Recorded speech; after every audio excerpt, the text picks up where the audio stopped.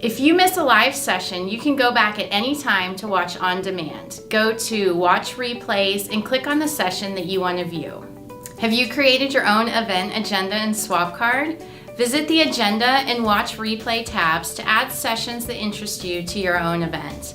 You can go back to My Event to revisit any bookmarked sessions, sponsors, and items. We want to make sure that you're connecting with our industry-leading sponsors in the OTT, pay TV, and digital media space.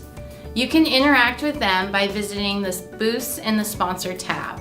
You can also bookmark sponsors or add items to your event to view later. Sponsors have uploaded extra materials for attendees. Make sure to visit sponsors that interest you to chat with one of their team members or save documents for later. We have dedicated meeting slots set up for break times between sessions. Continue the discussion by requesting meetings from others in the SwapCard platform. Schedule a meeting with another attendee or a sponsor by visiting their page. The panelists and speakers will be addressing your questions live during the stream. During the stream, use the question tab to ask your questions early in the presentation. Go to the poll tab to answer polls that will be discussed during the live stream. If you need help navigating SwapCard, please reach out to our team by mentioning @Parks Associates in the chat box or by contacting one of our team members via our company page.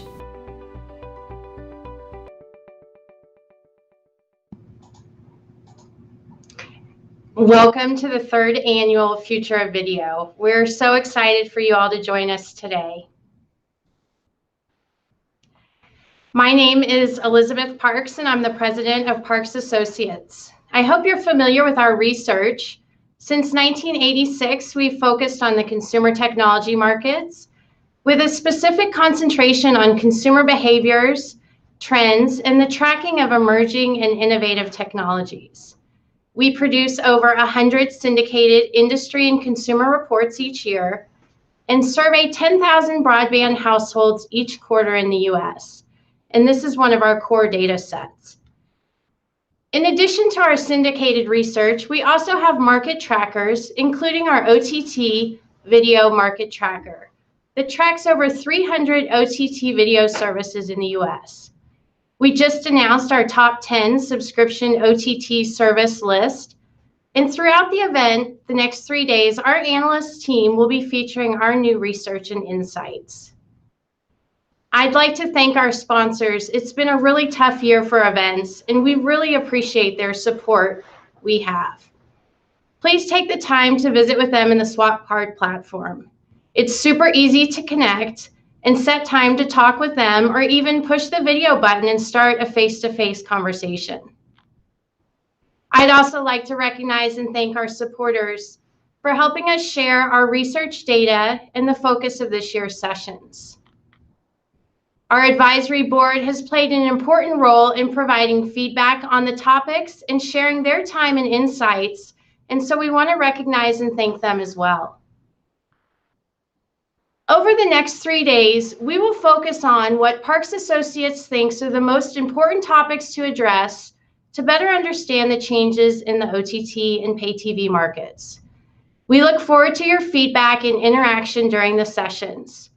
Feel free to chat questions, engage with other attendees, and ask any questions to the Parks Associates team.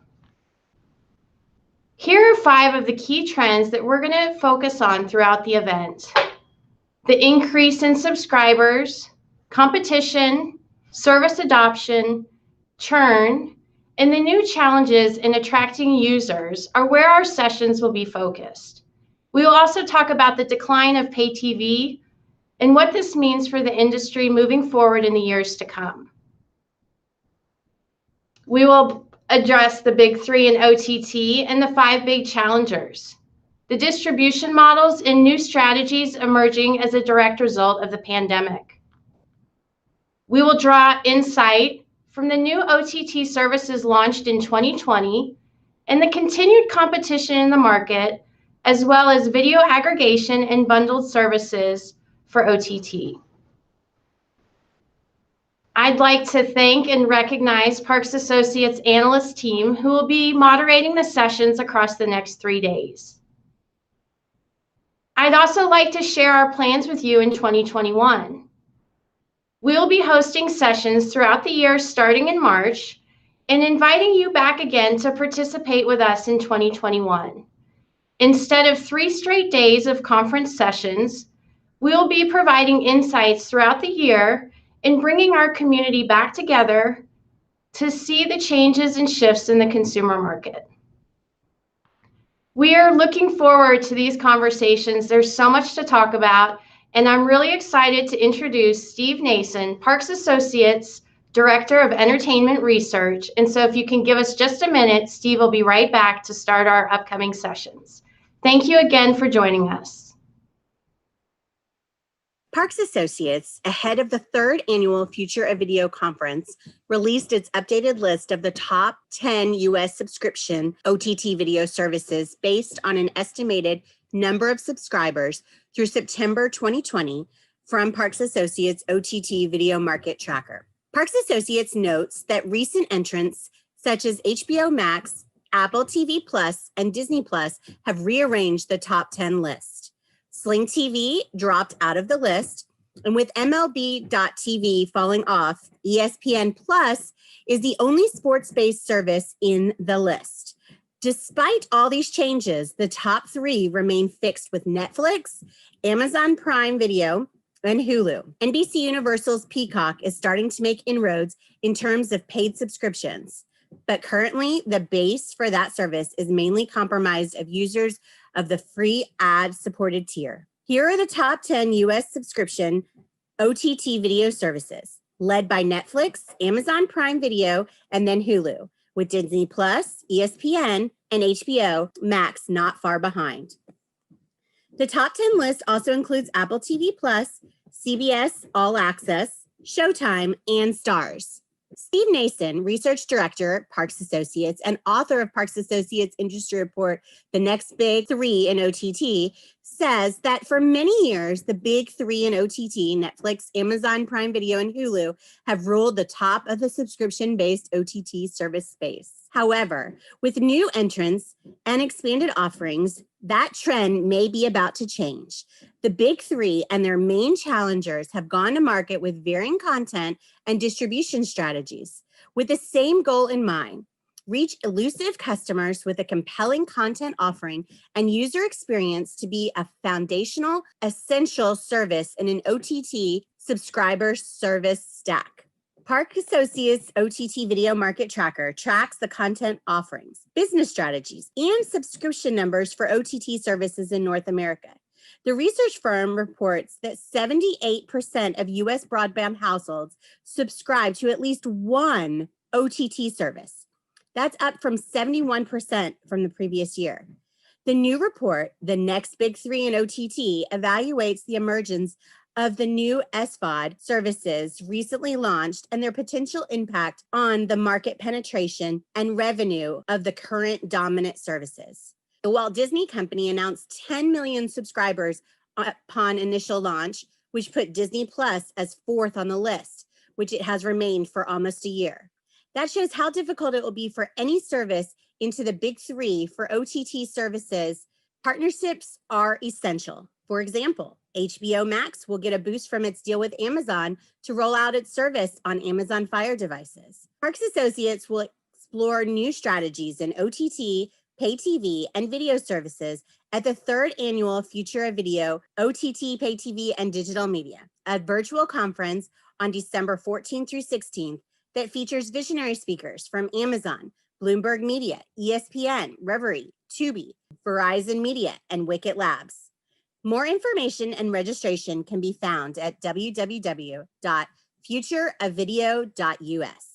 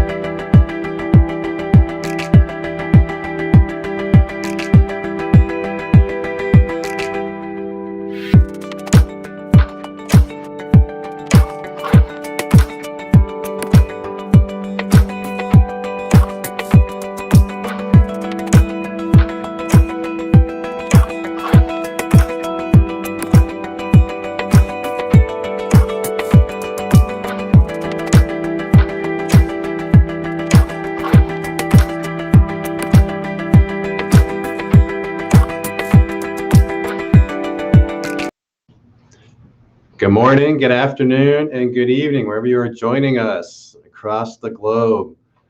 Much appreciated for you joining us today for our 2020 Future of Video Conference. As Elizabeth laid out in her excellent introduction, it's no better time to be in the OTT, pay TV, and digital media space. There's so much going on in this space. We're all incredibly excited and honored to be part of this industry at this particular time in history.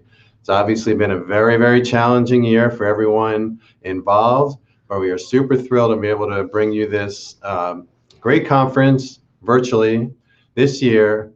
And we have tons of great insights and content from industry leaders and our Parks Associates analyst team to share with you today. Today, we are starting with our first session, the next phase in the streaming wars. Before we begin, once again, I would like to thank our sponsors, our supporters, our speakers, and you, of course, the attendees, our audience, for making this event as special as it is. So our first track today, over the next couple hours, we're going to be pivoting to the next phase in the streaming wars. We have a lot of ground to cover, so let's jump right into it. To introduce myself, I am Steve Nason, Research Director at Parks Associates. I oversee our entertainment research practice, which covers the video service space, such as pay TV, OTT, also covers the consumer electronics device, connected device space, as well as broadband, mobile, gaming, and anything else under the connected entertainment home.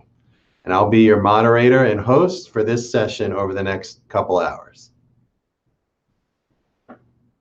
Just to give you an idea of what we have in store for you today and during this first section, next phase in the streaming wars, I'm first going to start with an analyst insight where through the scope of COVID-19, we're going to look at consumer trends and industry trends that have affected the OTT and video service space this year. Then we are honored to have a visionary insight titled Global News for a New Generation of Streamers with a special fireside chat with Bloomberg Digital. Then we'll shift to a panel of industry experts to discuss the next big three in the OTT space. And then please stick around at the end of our session today where we're going to have Zoom networking discussions where not only can you connect with others attending the conference, but also will be led by a Parks Associates analyst who will be discussing the challengers to the big three. Who is next as far as the top of the SVOD OTT service hierarchy? Just as a reminder, for all our sessions today, including mine, please, we have a Q&A tab. Please submit your questions throughout our sessions, and we'll get to as many as we possibly can during the course of the session. And just as a reminder, my presentation, as well as other documents related to this session, will be available on the session page in the Swap Card application. So I'm going to jump right in the next phase of the streaming wars. First of all, 2020 has been unprecedented. For those of us that have been in this industry for a long time, we've never seen such an influx of high-profile, broad-based subscription OTT services as we have over the last year or so. You know, previously, the term streaming wars was used for the past several years to describe the battle between high-profile, major SVOD, subscription video on demand services, for that ever-elusive revenue and viewership share in the United States. However, for the most part, the war, up until this point, has really mostly been fought between the big three in OTT, which was, or is, Netflix, Amazon Prime Video, and Hulu. While other services have found varying degrees of success, none has really truly threatened the hierarchy established by the big three. That trend could be about to change with the launch of several high-profile offerings that have happened over the last year and will continue to happen into 2021. What's really interesting is that challengers to the big three have gone to market with a variety of approaches. Disney Plus and HBO Max, as an example, launched with an aggregated approach to house many of their varying media brands and properties under one roof. Viacom CBS, with its about to go into market relaunch offering Paramount Plus, took a similar path, but they are actually building on the back of an established and highly successful SVOD service, CBS All Access. Peacock, which launched nationally in July, is initially focused on the free, with their hybrid ad-based SVOD offering at launch that integrates original and licensed content delivered in both live linear and on-demand formats. Apple TV Plus, on the other hand, has built its service initially with a small core of originals, mostly targeting Apple customers. The current big three in OTT have the inherent advantage of starting the race in the next phase of the streaming wars with a very large lead. Their massive built-in customer bases and long-standing brand loyalty and affinity give them a significant advantage over the SVOD services chasing them. However, many of the services vying to become the next big three in OTT do have a realistic chance of ascending to the throne. Due to the COVID-19 pandemic, many OTT subscribers will begin to put much tighter scrutiny on the services in their stack and begin to shed those that do not deliver a value-added and differentiated experience. Both the current big three and those chasing them will have to put in an extraordinary effort into their content library and user experience to differentiate its offering in this next phase. Another trend that we are watching closely is the evolution of the content windowing process, traditional content windowing process, which for many, many decades remained relatively unchanged, and then in the span of a short 9-month period has completely been transformed and disrupted the market. The traditional content windowing of new theatrical releases, of course, has been severely impacted by the shuttering of movie theaters across the US in response to COVID-19. Way back in March, new titles such as Universal's Trolls World Tour debuted directly on VOD platforms instead of even running first run in movie theaters. As some movie theater operators began to reopen in select US markets over the summer, film studios had a tough decision in weighing their options in releasing new titles. Should they debut them in theaters and follow the traditional windowing process, push back the release date, or debut the movie on VOD platforms? The next evolution took place with Disney's release strategy for its blockbuster film Mulan. Mulan was originally scheduled to premiere in theaters in spring 2020. However, COVID-19 pushed back the release date several times until in August, Disney had a decision to make on how and when to premiere the film. Instead of continuing to push back the release date anymore, Disney decided to introduce a new wrinkle. For its premiere, Mulan was made available on September 4th on Disney Plus in the US through a program called Premier Access. So in addition to the Disney Plus monthly subscriber cost of $6.99, for an additional $29.99, a Disney Plus subscriber could access the film. Premier Access included unlimited access as long as the viewer remained a Disney Plus subscriber. It was later made available to transactional and other types of VOD platforms, but this flipped the script again on the content windowing process. And then finally, as we all know, just recently, Warner Media made huge waves on both sides of the aisle. First, when it announced that its new blockbuster Wonder Woman 1984 will premiere simultaneously in theaters and on HBO Max on Christmas Day. The title will stay on the SVOD for 30 days. Shortly after that announcement, they took it a much bigger step forward by announcing that its entire Warner Brothers slate for 2021, 17 titles in total, will premiere not only in theaters, but on HBO Max for 30 days as well. Not only does this type of strategy spell continued trouble for the theater operators, it's really not an ideal situation for studios such as Warner Brothers and Warner Media as well. Reports peg that the 2021 Warner Brothers slate will exceed $1 billion in production costs. Because of the cratering in the theater space, Warner Media sees the handwriting in the wall and is trying to recoup some of these dollars with this hybrid distribution approach to its new titles. Disney, just in the past week or so, announced that one of its first titles for 2021 will also debut in Disney Plus and theaters simultaneously. Be interesting to watch those that own film studios as well as SVOD OTT services, how they plan to employ these strategies moving forward.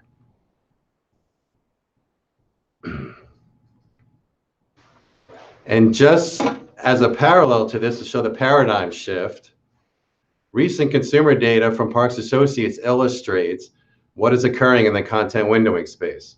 While for decades, movie theaters were the primary and preferred way consumers wanted to consume first-run movie titles, the COVID-19 crisis and its associated impacts in the movie theater space has spawned a new primary avenue.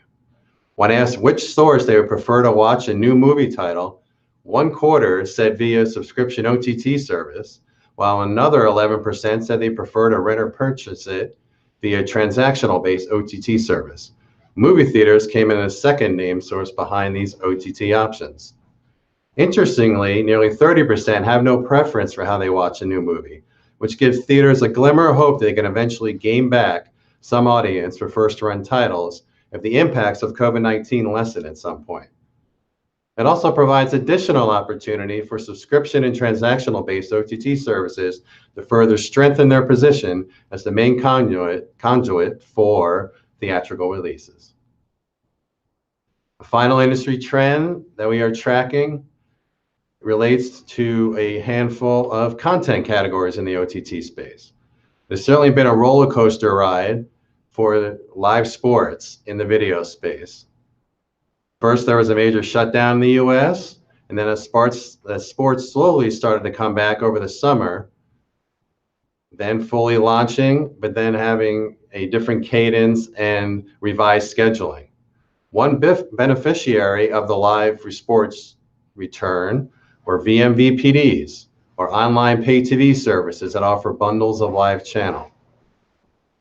3 services in particular, Fubo TV, Hulu with Live TV, and YouTube TV, who integrate live sports content as a core part of their offering, have reaped the benefits. Fubo TV, which saw its base rise significantly in the US on the back of the return of live sports. Disney announced during its Q3 2020 earnings call that Hulu with Live TV, which heavily promotes and markets its live sports content, surpassed more than 4 million subscribers, making it one of the top 5 biggest pay TV providers, either traditional or online, in the US. Finally, during its Q3 earnings call, Alphabet, or Google, announced that YouTube TV, another vMVPD that is heavily integrated in the live sports space, including many high-profile partnerships with pro sports leagues, surpassed 3 million subscribers. We'll be interested to track the ongoing impact of the return of live sports on the OTT space, and specifically the vMVPD space. Another content category that has seen an incredible and transformative 2020 is news, especially news that is delivered online. The once-in-a-lifetime confluence of major news topics, such as COVID-19 pandemic and the 2020 election season, has fueled a surge in online news. The category, interestingly enough, though a staple of the video space since the advent of the medium, is in a relatively nascent stage in the OTT space. While there are many news sources and channels online that provide a variety of news services or channels, there hasn't been much development as far as standalone news services. We will explore the online news space next in our next session during our fireside chat with Bloomberg Digital. Now we're going to transition and take a look at further consumer trends, utilizing recent Parks Associates data and the impact of COVID-19 and other factors on the OTT space. When looking at a variety of home-based services used during COVID-19, OTT leads the way with more than 3 in 5 US broadband households using an online video service during this time of any type and business model. In addition, most households will continue to use such a service even after the impacts of COVID-19 subside, which is obviously a very positive sign for the OTT industry as it emerges post-pandemic in our new normal world.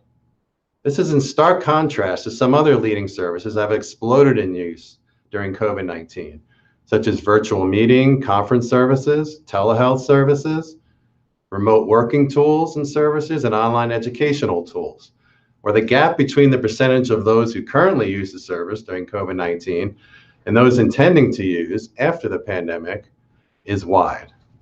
Clearly, OTT services have long-lasting appeal for the majority of U.S. broadband households, beyond what is affecting their lives and individual situations as a result of COVID-19.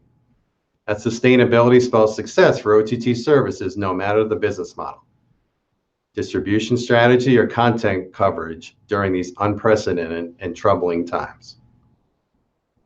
Another trend we continue to track with our consumer data is the continued widening of the gap between OTT subscription uptake and traditional pay TV subscriptions via cable or satellite provider. Our latest data from Q3 2020 shows that 78% of U.S. broadband households subscribe to an OTT video service, while 60% of U.S. broadband households subscribe to a traditional pay TV service. The COVID-19 crisis still is having ongoing impacts on the OTT subscription market. While some restrictions have been eased in some areas, the pandemic is still characterized by captive in-home audiences starved for entertainment services. Not only has the rate of subscription OTT services continued to grow, but the percentage of those subscribing to multiple services, a concept we track called service stacking, has continued to escalate. With the emergence of new services from Disney, Apple, Warner Media, and NBC Universal, among others, the percentage of households who subscribe to 2 or more services jumped to more than 3 in 5 U.S. broadband households, while the rate of those who subscribe to 4 or more increased to more than 3 in 10, an increase of 9 percentage points in just 6 months, or roughly 9 million more broadband households in the U.S. who have 4+ OTT service subscriptions in Q3 2020 compared to Q1, a truly astounding figure and a sign of the times that we're currently in the OTT space. During this prolonged period of COVID-related impacts, consumers are much more likely to try out and subscribe to a number of OTT services, building up their service stack to find the optimal combination of services that best meet their content needs.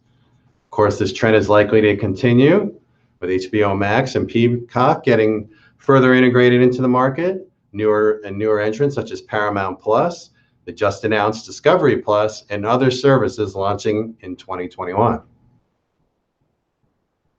When we get down to the service level, it really shows the shift in the hierarchy of subscription-based OTT services. The launches of Disney Plus, and to a lesser extent Apple TV Plus, in November 2019 shifted the paradigm significantly. The new entrants into the SVOD space have quickly augmented their subscriber bases, with 31% reported of U.S. broadband households reporting they subscribe to Disney Plus, and more than 10% subscribing to Apple TV Plus. The more recent launches of HBO Max and Peacock have also had a profound effect on the competitive landscape in terms of service uptake. 15% of U.S. broadband households report they subscribe to HBO Max. Though it should be noted, this number is likely well overestimated based on sign-up announcements from Warner Media. And this just shows that consumers continue to be confused about how to subscribe to HBO Max, how it is different from the HBO app and other HBO services, and if they are actually subscribed to the service or not. Peacock's initial uptake of its subscription tiers, Peacock Premium tiers, which does not include access to its ad-supported Peacock Free tier, is primarily made up at this point of Comcast X1 and Flex customers, plus Cox customers who get the service as part of their overall service bundle.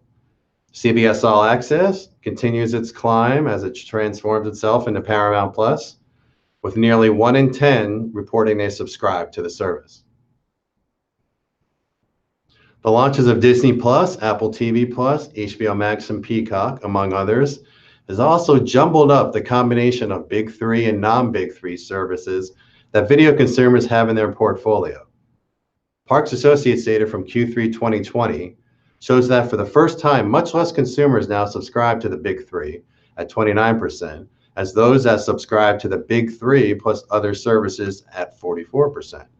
For many years, most OTT subscribers subscribe to at least one of those big three, with a very small portion subscribing to additional services. However, with the launch of all these new high-profile, broad-based SVOD services and those to come, such as Paramount Plus and Discovery Plus, will give the providers the opportunity to become a foundational and essential service and supplant one of the big three. However, as I mentioned at the outset, it's not going to be easy. It's going to be difficult for any services, no matter its brand affinity, content offering, and UX, to supplant one of the big three. These services have a long-standing presence in the market and have built up significant brand equity. A key indicator of this brand equity is in tracking the Net Promoter Score, or NPS, which measures how likely consumers are to recommend a service to others in its sphere of influence. In Q1 2020, during the early stages of the COVID-19 crisis, leading subscription-based services saw across-the-board NPS increases. The initial NPS for Disney Plus and Apple TV Plus was also impressive as they were just settling into the market. CBS All Access saw a 14-point increase in NPS. It should be noted that NPS, we last measured it in Q1, before the launches of HBO Max and Peacock, but we'll be checking in on that as we round into the new year to check their progress. While this is all impressive for these services and encouraging, it also comes with a word of caution. The big three also saw substantial increases in NPS during this time period, indicating an even stronger bond and loyalty to these offerings than before. As a result, it will be even more difficult to supplant one of them. In addition, the annual rate of customers canceling or customer churn also demonstrates the uphill climb many of the challengers in the big three face. As of Q3 2020, key non-big threes SVODs are experiencing churn rates considerably lower than the overall average for all OTT services of 38%, including debut rates from HBO Max and Peacock that hover around 20%. However, results for these non-big three services is overshadowed to a degree by the low churn rates for the big three services. Subscribers to Netflix, Amazon Prime Video, and Hulu continue to find enough value in the service offering to subscribe at exceedingly high levels compared to those that decide to cancel. And finally, one potential pitfall for all services in this space, no matter if they're big three or not, is the robustness of its new original content pipeline and the effect a thinner pipeline will have on its ability to retain subscribers and the associated subscription revenue. Nearly 1/3 subscribing households are likely to cancel their subscription due to a lack of new content as part of an SVOD offering. As a result, subscription-based services, and especially those in the upper echelon of the SVOD hierarchy, have to be extra vigilant in how they manage its original content pipeline. And with that, I see we have a question here on the board before we transition. We want to try to keep on time. We went a little over our last session, so I want to kind of try to keep on time, but we did get a question in. Do you anticipate Disney Plus cannibalizing Hulu given their relationship now?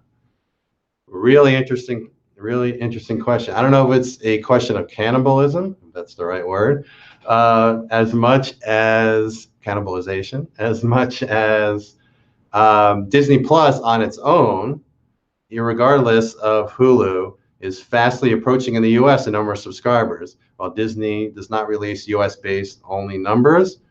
Based on estimates from Parks Associates, it could be within the next 2-3 quarters, depending on a variety of factors. Obviously, the domestic growth of Disney Plus, but also Hulu's continued growth in the US and what ends up happening with that service. But it could be very likely that Disney Plus actually supplants Hulu in the next 6 months, and obviously sets up an interesting scenario because, as you mentioned, they're both owned by the Walt Disney Company. And with that, appreciate that question and keep them coming. But we're going to try to keep on schedule as best we can, and we are going to take a moment here and transition into our visionary insight. Please stay with us. Thank you.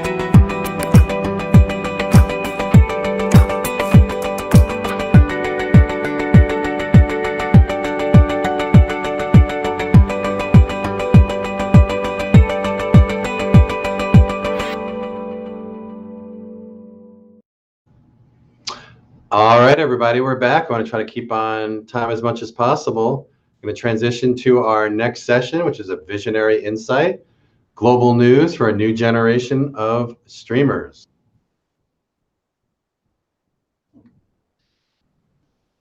And to do that, we are actually going to invite in Jean Ellen Cowgill, GM of QuickTake and Global Head of Strategy and Business Development for Bloomberg Digital, which is part of Bloomberg Media.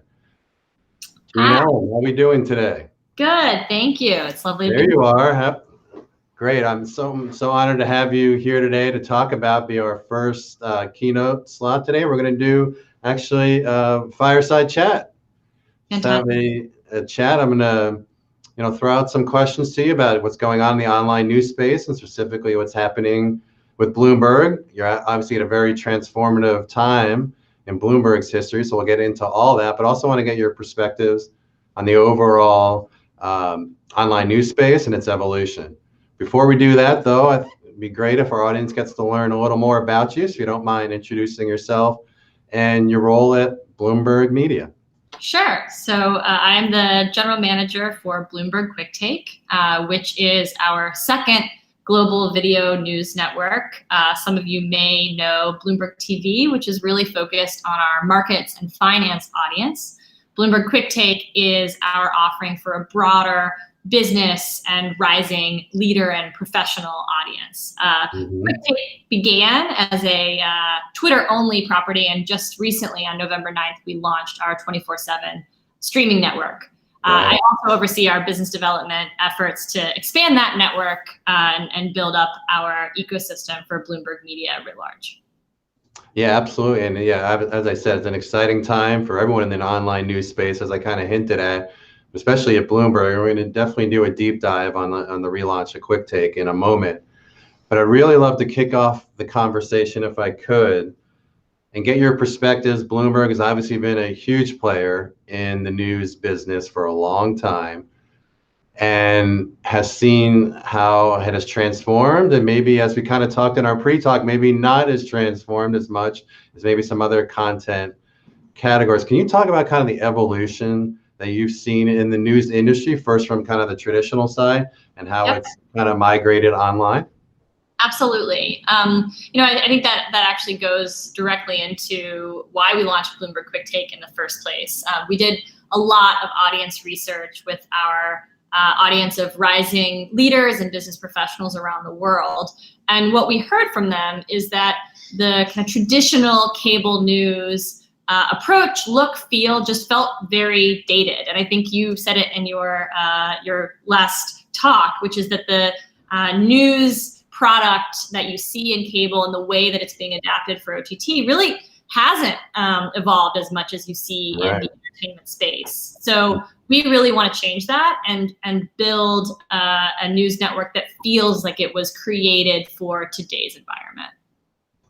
Yeah, absolutely. Yeah, it's really interesting. There's a ton of, as I said, kind of news channels out there that are tacked on with other distribution partners, and there's a handful of standalone services. We won't mention them by name here, but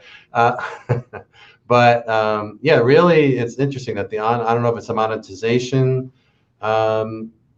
issue, if it's a distribution issue, if it's maybe news lends itself better to being sort of in a channel type format. Do you have any thoughts about that? Why it hasn't kind of taken off on the service side? I think a lot of it is driven by the old world, if you will, when we lived in a primarily SVOD world with streaming, where many people still had a cable subscription and then might also have, for example, a Netflix subscription. But that, as we know, is rapidly changing, especially due to COVID-19. We saw a record number of people cancel their cable subscriptions in Q1 of this year in the United States. I think as the offering is becoming more robust in terms of both ad-supported services as well as what's available on your smart TV, and people are home right now, so they have more time to kind of explore and figure out what their offerings are and to realize that they can get everything they need from their streaming services, which I think really is a major opportunity for news networks, because as you have more and more cord cutters, they are going to look for sports and news to make sure that they have their kind of media diet rounded out. And that's exactly where we plan to play. Right, absolutely. So to kind of just keep it more macro for a minute before we dive in, do a deep dive on Bloomberg. And you kind of touched on this already in your introduction and kind of your first response, but how have you seen Bloomberg kind of evolve along with the market, either from an industry standpoint compared to your competitors, or try to keep up with consumer trends? And it would be great, maybe up until, because this year has been so exceptional. We're going to do a dive on that next, 2020. But up until this point, let's say by the end of 2019, how did Bloomberg up to that point kind of evolve with the market? Sure. Well, up until I'd say this year has been our big year for moving into the streaming space, both Sure. with QuickTake and also with BTV Plus, which is our OTT offering for BTV. Prior to that, we certainly were building and planning for this year, even pre-pandemic, to make our big entry into streaming. Up until this point, our focus had been more on evolving for social and launching primarily social first networks and news offerings because we felt like there was a real gap there. Now we're looking to kind of parlay that and parlay the big social audience that we've built and bring that audience with us to streaming. Right, absolutely. Yeah, and I want to touch on that social aspect in a little bit when we transition our conversation to QuickTake. But okay, so let's talk about 2020. It's been unlike any other year for a variety of reasons. For all the reasons. Yeah, A through F and all the above. And I mentioned it kind of in my intro that this has just been the perfect confluence of two major news topics or events, in addition to 100 others. So obviously we're talking about the COVID-19 pandemic, combined with the 2020 election season. You could throw in social injustice movement that has been going on in this country. There are so many issues and topics that have gone on. So can you just talk through it overall, and then maybe Bloomberg's kind of role in that, as how you serve the industry and also your consumers this year, because it's been unlike any other. Yeah, I mean, I think that's right. And as a result, it was a very newsy year.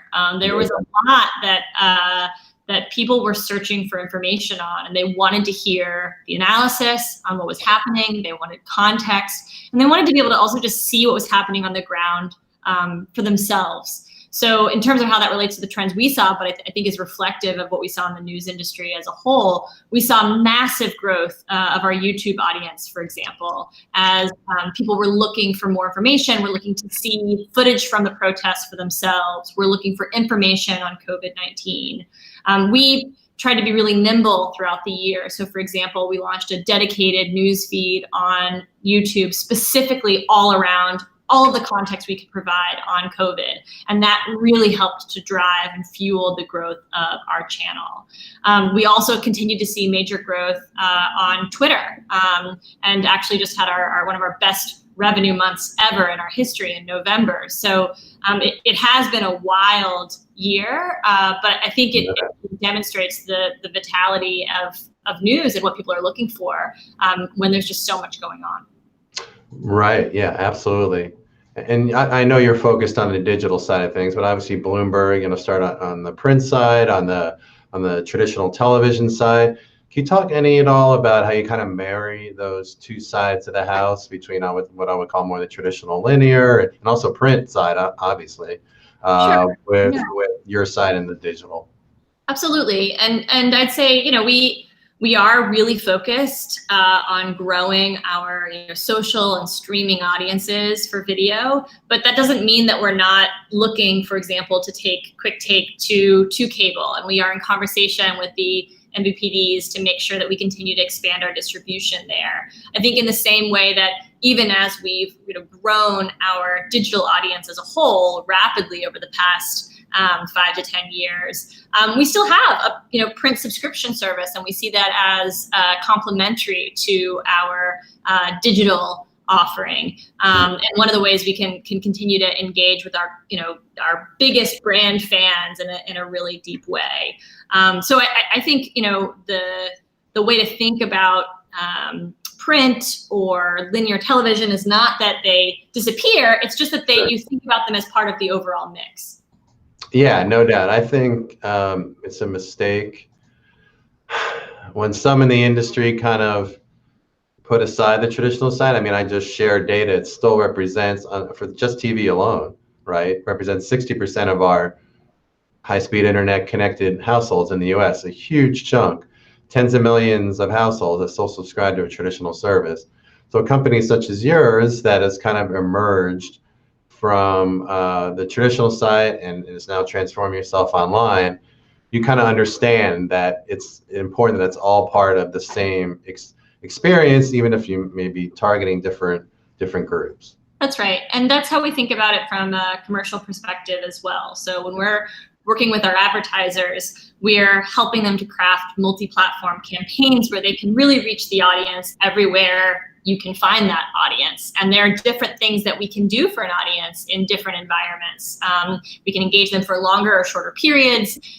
It's different when you engage with your audience on a phone versus the big screen. And so we want to help our advertising clients to put together campaigns that really make the best use of all of those different platforms. Yeah, absolutely. Okay, so we kind of talked about the market from more macro standpoint. Let's kind of dive in to Bloomberg initiatives, and specifically we'll talk about the headliner, which is your relaunch of QuickTake. I think it'll be really helpful because it's a really interesting history, including kind of the branding that you started out with QuickTake on, right? If you kind of walk our attendees, our audience here, kind of through the history of QuickTake for those that aren't familiar with it. Absolutely. So some of you may remember QuickTake when it first launched in December of 2017. So we're hitting an anniversary here. Right. And it originally launched as TikTok with a C. We did not expect TikTok with a K to come along. That was a surprise. I will never forget the morning that I came up from the subway and saw the first ads for TikTok with a K and thought, right, that's going to be an issue for us. That might be a problem. That might be an issue. So we did ultimately rebrand as QuickTake. And the easy way to think about our growth over the past 3 years is 2018 was all about Twitter. We are in a unique partnership with Twitter. We originally launched as this Twitter-only news network at a time when they were looking to bring more premium publishers to the platform, kind of the first wave of some of that conversation around fake news. We wanted to be there with our trusted insight at the speed of Twitter. So that was all of 2018. 2019, we continued to grow on Twitter, and Twitter is still very much an important part of our mix. But we are expanding at that point to other social platforms, so to Facebook, Instagram, YouTube. And then this year has been about really preparing for this streaming launch. So as of November 9th, we now have a 24/7 streaming channel. We have 10.5 hours of dedicated original programming every day. And now we're thinking about QuickTake again as this video network that is crossing all of these different platforms and that will continue to build for our global business audience. Yeah, it's exciting. Yeah, that's right. You just had your launch a little over a month ago. I know. So congratulations on that. That's Thank you. big. That's really big. So I want to dive into different components kind of that you mentioned, and you mentioned way at the beginning, kind of the social media aspect. And well, first of all, I just want to remind everyone to please submit some questions. See, we have one in about QuickTake specifically, which I'll get to, Gene Ellen, in just a moment. But I just kind of connected here as you were speaking, as kind of the Twitter audience and QuickTake. I was just curious. Obviously, QuickTake kind of connotes kind of, a quick bite of information, right? This is our analysis in a quick bite-sized form. Was that part of the initial rebranding to go along with kind of the Twitter audience, which obviously is all about short bites of information, 140 characters, even though that's extended now, but yeah, that's where it kind of started. Yeah, I mean, it's interesting. So for a long time, Bloomberg has had a service, a text-based service on the Bloomberg terminal called QuickTake, which is all about providing people with the kind of quick but yet deep dive on major issues of the day. So for example, there might be a quick take on the rollout of the vaccine or on the protests. And this has been around for a little while, and it's a beloved service within the terminal. And so when we were looking to rename TikTok, Mike Bloomberg naturally thought of that quick take service and sort of said, the spirit of this service really reflects what we're trying to do with our video network, which is to help people understand what's going on in the world, what it means for the future in an understandable way. And for me, I think it both is a name that works well for the kind of short, quick world of a Twitter, for example, but also, and when I sit down and watch a 30-minute docuseries, if it can really help me understand a massive issue, that still kind of falls in the realm for us of giving you the quick take on a pretty complex topic. Right, absolutely, yeah. So let's throw this question. It was submitted by our audience, and we'll kind of continue the conversation on QuickTake. So a very simple question is, how does QuickTake make its revenue? Sure, it's advertising based. So we are working with advertisers across our platforms and have built up a very healthy revenue stream over the past 3 years, mostly on social, and now are building on streaming as well. Right. Yeah, absolutely. Yeah, I guess I should mention at the intro, that you're ad supported. So you mentioned kind of that with the strategy of starting in social when it was back known as TikTok. Obviously, you're trying to appeal to an audience, maybe millennials, Gen Zers, right, that are more social first and not traditional. So that part of it obviously fits. But I'm really curious to know, since you have a very large installed, as we've talked about over the decades, base of traditional print and video readers and viewers, is there a lot of crossovers, a lot of migration to your online digital offerings? Sure. So I'd say we see QuickTake as a complement to BTV in a number of ways. So we are reaching on average a younger consumer with QuickTake. But we do see and we do get compliments from our older terminal subscribers saying that this is really a complement to the kind of in-depth financial and markets news that they're getting from BTV. So I think we kind of see the two networks as complementing each other, both from a kind of helping us to reach that next generation of leaders and professionals, and also providing a kind of broader view on the world alongside our markets content. Great. I wanted to ask also, because we talked about this in our pre-call, and you mentioned it during your introduction about you have more than 10 hours now of original content per day. And I believe, as we discussed, your goal is to get to 24/7, right? Or all new original content. And we talked I talked in my intro about what a decisive and important factor the pipeline of new content is.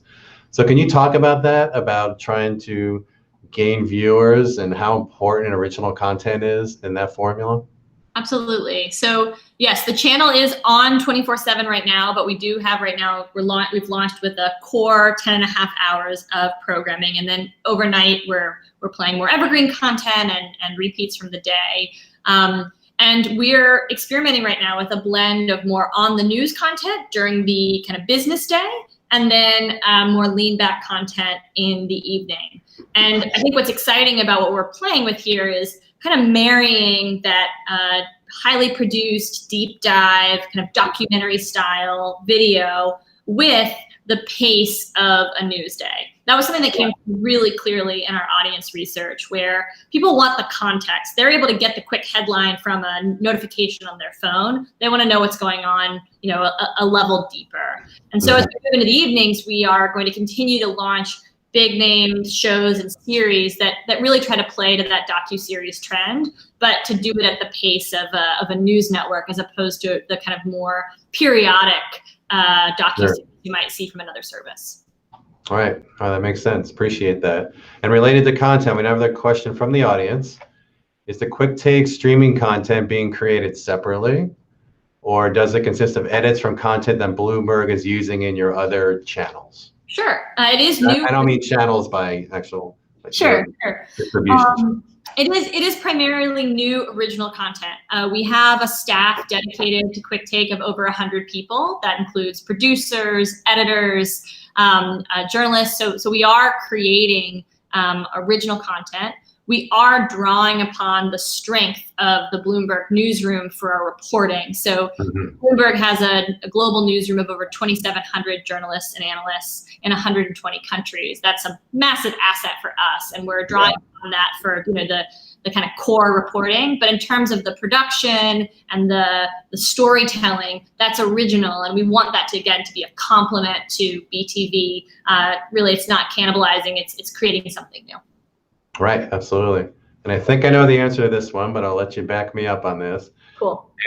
Someone is asking if the Quick Take launch for the streaming app. I don't believe it's a standalone app. I believe it's integrated as part of your Bloomberg app. And then I was going to ask this, so a audience member read my mind. What platforms are you, because I don't think we touched on this. Sure. What platforms and distribution partners do you have for Quick Take? Absolutely. So we launched, that's correct, we are on the Bloomberg Media streaming app. And that was a deliberate choice because, you know, we have an install base already there. And so it really helped us to kind of launch into the world. I think in your last presentation, Steve, you were talking about kind of some of the platforms that have migrated from other platforms and the benefit you get from that install base. So we did decide to launch there, and you can open up the app and you can go into BTV or you can go into Quick Take.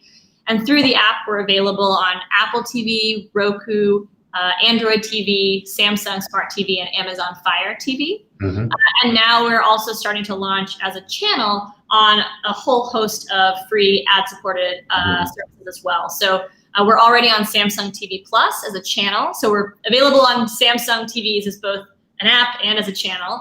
And you'll also see us launch here shortly with Xumo and Tubi. And then you'll see us continue to launch throughout next year across a whole host of other distribution partners as well. Fantastic. So we're actually, God, this time has flown by. We could chat all day about this, but I do want to get your perspective on this. You kind of mentioned you're going to be launching on a bunch of new platforms next year. Is there any thoughts about having either a standalone service or standalone app for Quick Take? And then what else is in the pipeline for Bloomberg that you can share, Bloomberg Digital? And also overall, the kind of online news market, where do we kind of go from here? Absolutely. So first I'll say in terms of the standalone service, I mean, we really see Quick Take as a core component now of the Bloomberg app. And so it really, we think we're going to really evolve that app over time so that more and more people are coming to it specifically for Quick Take. And really, Quick Take acts as this kind of tip of the spear for Bloomberg Media as a whole as we continue to evolve, build and grow our audience, and expand to a broader set of consumers and business professionals. that ties in really nicely with the amazing growth that we've seen with our subscriptions, our consumer subscriptions business, where Bloomberg.com has really become a much bigger audience than you would have seen, even 2 or 3 years ago. So as a whole, Bloomberg Media is really still very much serving that core financial and markets audience, and also continuing to expand to a much broader range of business consumers, leaders, and professionals around the world, because we do have pretty unique assets to be able to build that type of audience through a very unique offering. So we'll continue to really push on that into next year, both building up the subscription side of the house and also building up QuickTake as that kind of free ad-supported video network at the same time. When I think about where the industry as a whole is going this year, I think you said it in your last talk, Steve. This year has been a transformative year for OTT, for kind of the free ad-supported space becoming a kind of more robust premium offering. And I think the key from a publisher perspective is to essentially not pick any one winner, but to try to get the broadest distribution so that we're reaching our consumers where they are, and we're able to be nimble as the ecosystem continues to evolve. All right, great. Yeah, absolutely. Yeah, and I'll try to formulate this question a little differently as to wrap up our conversation today, which again has gone by way too quickly. I know. For a while. Obviously, this year, another thing that it's been characterized by, you could say, is division, right? Between different groups, between different political parties, however you want to divide. And obviously, news plays a critical role in that. It's talking about Bloomberg in general or QuickTake specifically. What is your kind of thoughts on playing that role? Are you just trying to deliver the news, or absolutely. Again, through our audience research, we know that no one is asking us for another polarizing news service. That is not what people want. They're looking for what is a balanced take, and also where can they get the facts on what's going on. Right. You hear that from all sides of the kind of political spectrum, for example. And I think something that we benefit from is that Bloomberg is based as Bloomberg LP, which is our terminal subscription service for markets and financial professionals, which means we kind of have to get the story right for business leaders. We have to get it right for the markets, because if we don't, then we're off from where the trends are going, and we wouldn't be seen as credible within our core customer base. I think that kind of foundation allows us to build a brand that's really known for just giving the facts straight and providing that kind of unbiased view, even in a time that's certainly very polarizing. So that's certainly what we've heard from our audience that they're looking for from us, and that's what we look to deliver. Great. And that will put a bow in our conversation today. Thanks again for our audience for all your great questions. Appreciate that. Definitely helps out the conversation. And Jean, Ellen, Calgill, thank you for your time today. It's been a great chat. It's been wonderful, Steve. Thank you so much. Thank you. Thank you. Thank you. Okay, we're going to quickly transition and get our next group in here. We have a great panel discussion with some industry leaders talking about the next big three in OTT. And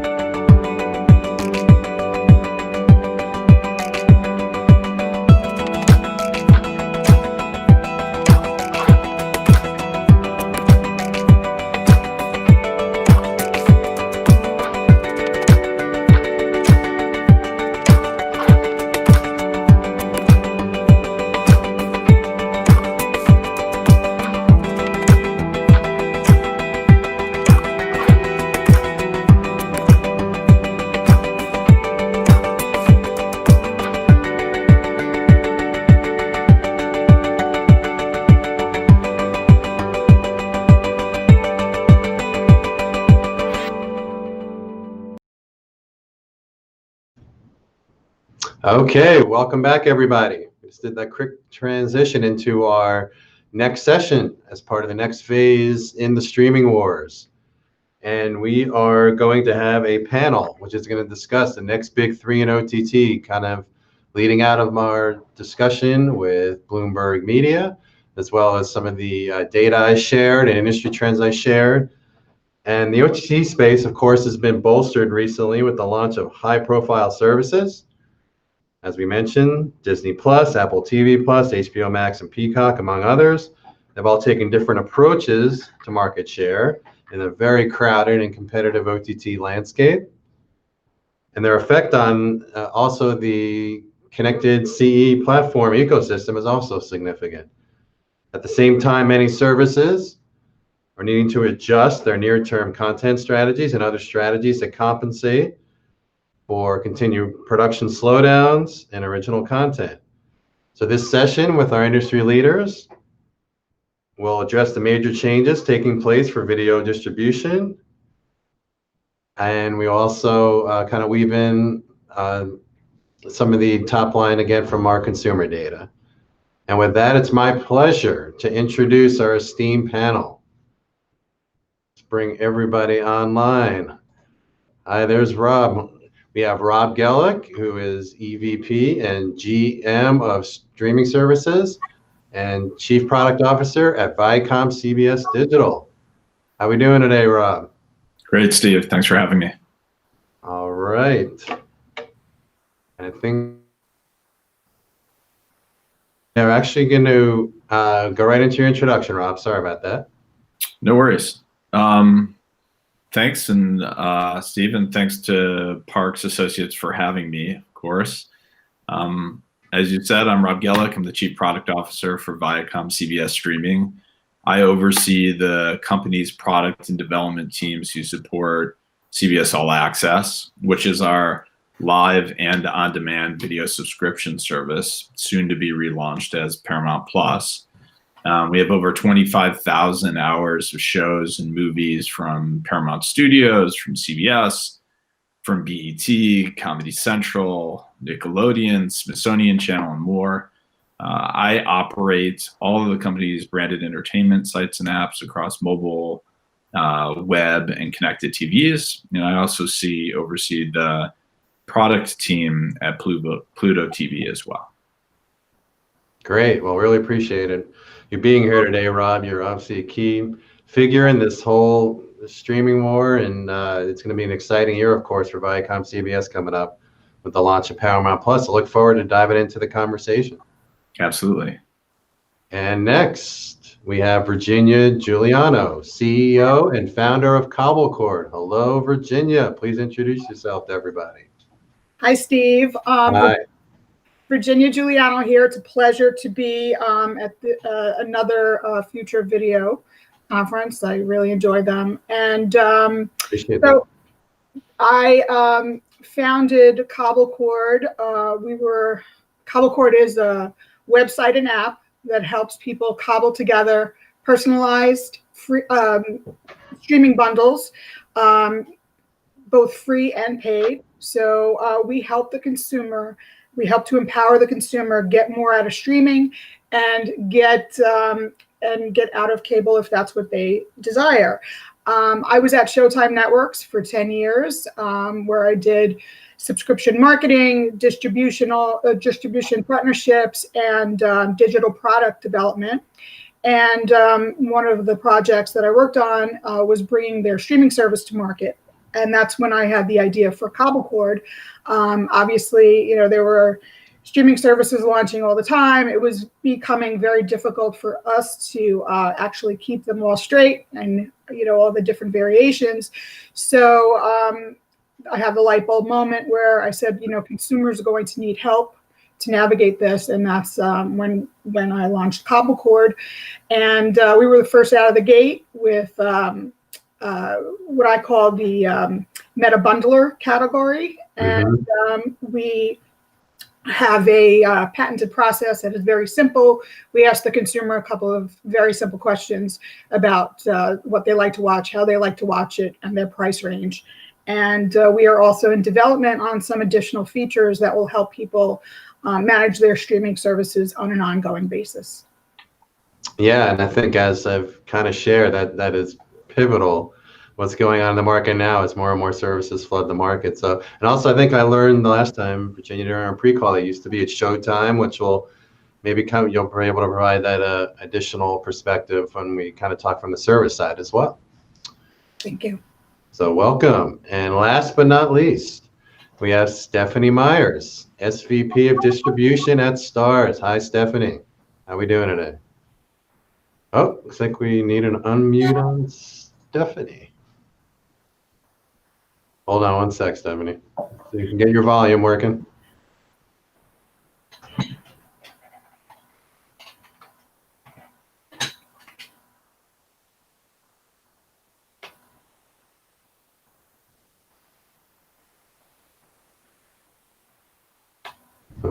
Steph, if you don't mind refreshing. You're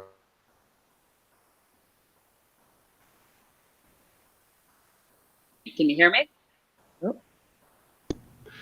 We have you back, Stephanie. How's it? Can you hear me now? We do. Perfect. Give everyone introduction to Starz. Yeah, thank you. And thanks for having me back. It's good to talk again, Steve. So I am SVP of Distribution at Starz. I oversee all of Starz' streaming relationships. So that includes the kind of aggregators like Amazon Prime and Hulu, as well as all of the device partnerships for the app like Google, Apple, Fire TV. Since I think we were last here, our OTT business has nearly doubled from this time last year when I was on a panel with y'all. So we are at 13.7 million OTT global subscribers, and the domestic business has just obviously gone gangbusters in COVID at 9.2 million customers. And we're a traditional premium from the cable days that has transitioned into the OTT space. And we're excited for all of the growth and kind of transitioning into the OTT space for the many traditional subscribers out there in this last year. Yeah, and obviously it's I think just recently I read that you launched in India with Lionsgate Play, right? So that's a really big deal and a big market for you. So congratulations on that. All right. Well, we are, before we dive into the panel, I did not get a chance to answer a question from the first session, which was defining our churn, which I think will be important, not only this discussion here, but moving forward. Someone asked if our churn figures include those churning out of free trials, and that's a great question. And actually they don't. So that'll be in addition. This is just those that actually subscribe past the free trial period and then have canceled within the last 12 months. So great question there. We do have a churn session coming up later on in the event where we'll dive deeper into that. Okay, well, I like to throw out our first question here. Again, we're talking about the emergence of different players to take on the big three in OTT. And I was curious, I'm gonna start this one with Virginia as being more than the neutral party here. We just want to get an industry perspective. At Parks, I kind of mentioned we define the OTT subscription space as the big three. Then there's those that are challenging them, such as Rob and Stephanie's services. And then there's several, hundreds, as Elizabeth mentioned, hundreds of services that we track in the US market that are, mid and smaller size that kind of fill in the content gaps that the other services don't deliver. Is that kind of how you look at the market? Do you just look at it as one big whole subscription pot that everyone's trying to get a piece of, or? Well, it's interesting. As you said, I don't have a horse in the race at all. Right. How I look at it is that it's a very fluid space, right? Right now you have what you're deeming the top three, which are Netflix, Amazon Prime, and Hulu. Mm-hmm. I think though that there's definitely lots of movement. this is a watershed year, so we're going to see movement in and out, and I think that consumer behavior is going to start changing as well, in that people are going to be much more comfortable with taking more control over their streaming mix on an ongoing basis. And don't forget, those top three don't include smaller passion or niche streaming services.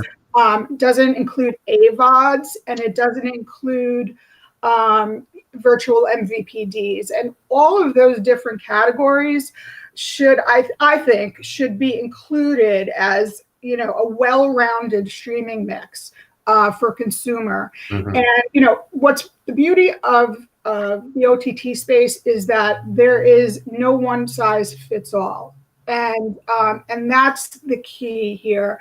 And I'm going to have a different top three, and right.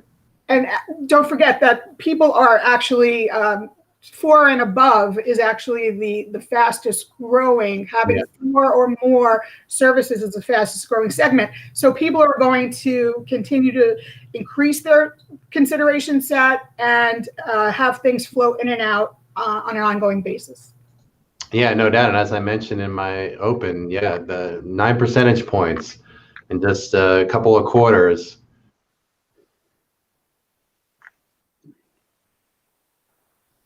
It's huge jump in that. So as much as Rob and Stephanie would like to contribute to this part, I know you're not going to probably reveal your direct competitive set, but is that kind of how you look at the market? Do you look at you're going after the same OTT subscribers, maybe in Netflix, or maybe even, as Virginia mentioned, a vMVPD, or even some of the smaller niche services? How do you kind of go to market and survey what's out there, both from an industry perspective and consumer perspective? I'll start out with Stephanie on that one. Sure. I think one thing that I totally agree with Virginia on is that subscribers are, obviously willing to take on more OTT services than, we would have guessed a year ago and certainly 2 years ago. Yeah. But I think that there is an important distinction between these different OTT products. And I think that's what we're going to see more of is the kind of refinement and segmentation of it.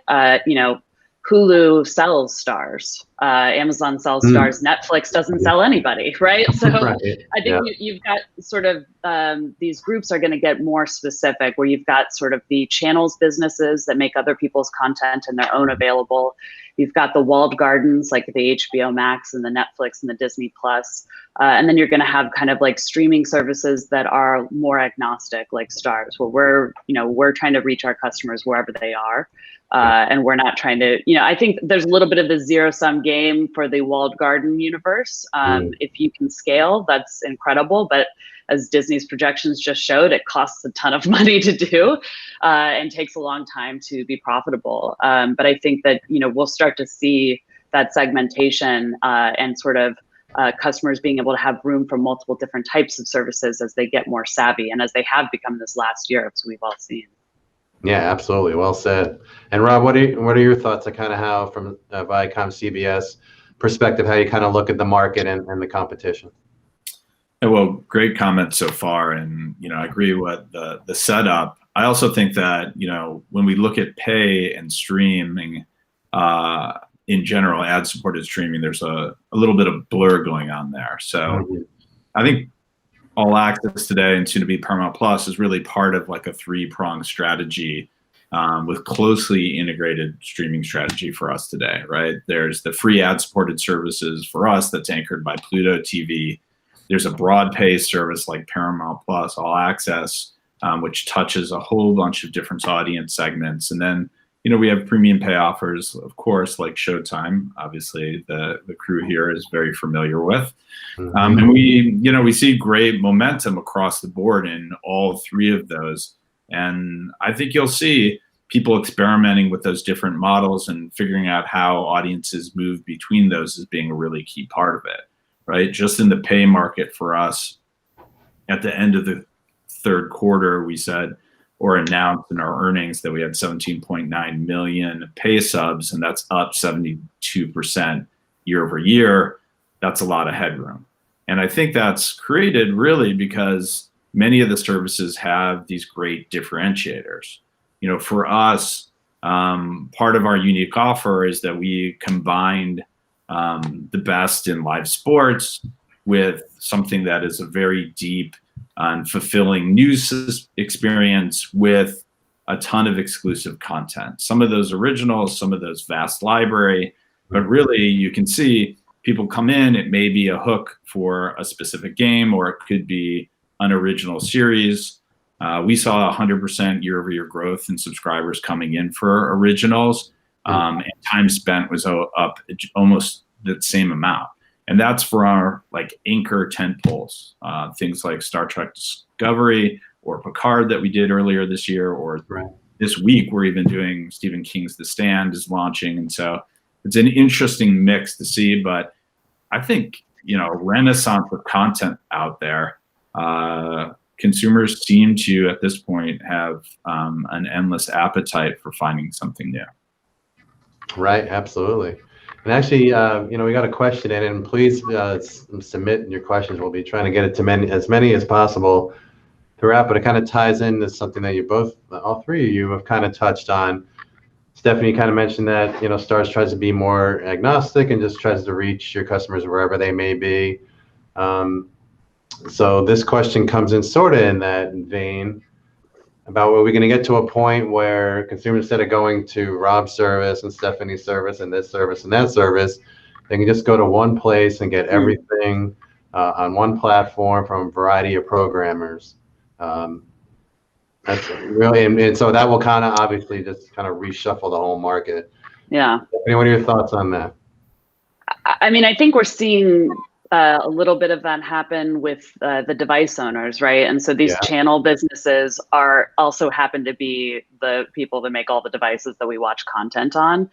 At some point, we're seeing it more in the marketplace with the sort of negotiations that are going on between the device, you know, platforms for the streaming services and the streaming services themselves. Like, we're going to see a time, I think, where those device owners, and Fire TV does this very well, like it's going to be just about surfacing the content, and a little bit less about like having your own special app and design and everything else. Because at the end of the day, we're all trying to get our content to the customer. So it's great to have a walled garden, but if your customer can't find out what content's in there, you have to invest massively in marketing, or you have to make your content searchable and discoverable on these devices that are ubiquitous.